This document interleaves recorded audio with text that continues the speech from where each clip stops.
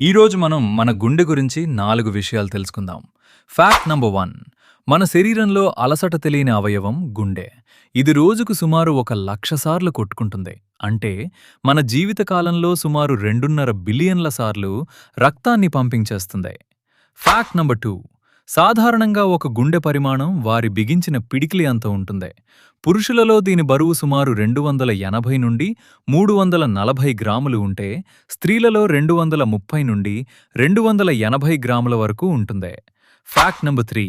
గుండెకు సొంతంగా ఒక విద్యుత్ ప్రేరణ వ్యవస్థ ఉంటుంది.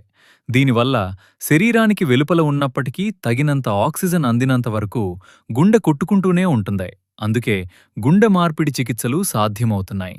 Fact number 4. గుండె నిమిషానికి సుమారు 5 లీటర్ల రక్తాన్ని పంపింగ్ చేస్తుంది.